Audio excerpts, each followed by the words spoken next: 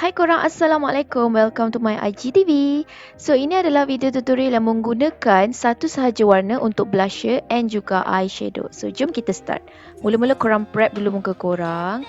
Okay, lepas tu I terus buat I punya kening tau. Kening ni I akan lajukan biar senang untuk korang refer.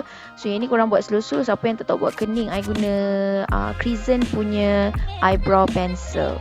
Lepas tu I concealkan. Yang ini I kena buat tebal sikit supaya ada extra bulu kening kat bawah tu.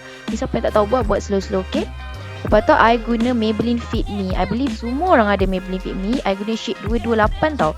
Shade 228 ni dia memang betul-betul ikut kulit warna I. So siapa yang sama macam I ni bolehlah ambil shade 228.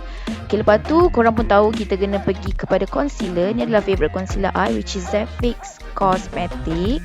Yang ni korang boleh dapat dekat dia punya Instagram tau. Korang pergi dan klik je link dekat bio diorang. Korang boleh blend guna sponge ataupun small brush ataupun big brush macam I. Next, kita akan buat kita punya mascara. Ni adalah favourite part I sebab mascara I punya eyebrow kan bersepah kan. So macam kena kemas-kemaskan. Alright, kita dah sampai dekat crucial part. Ini adalah warna yang I guna untuk I punya eyeshadow and I punya blusher. So korang kena apply sebagai base eyeshadow dulu. Ambil korang punya blending brush. Lepas tu korang ikut macam yang I buat dalam video ni tau.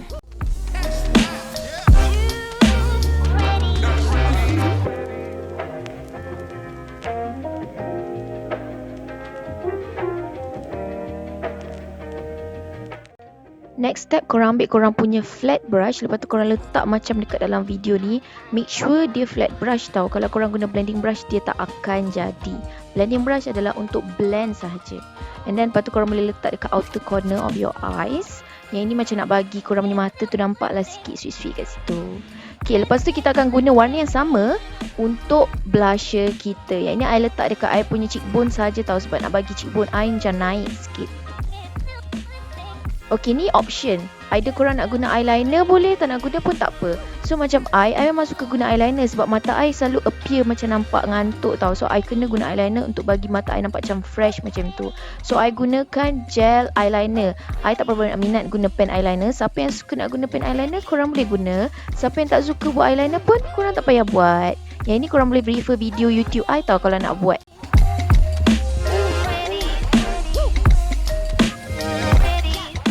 Okay, lepas tu I akan guna mascara daripada drugstore, which is Essence and juga Maybelline. So Essence ni dia akan panjangkan korang punya bulu mata.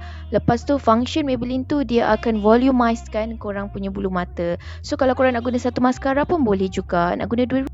Okay, sekarang kita pergi dekat part lipstick. Mula-mula I akan apply dulu lip matte. Lepas tu I akan terus apply I punya lip gloss tau. Sebab I nak bagi warna tu dia bercampur so nampak macam natural look.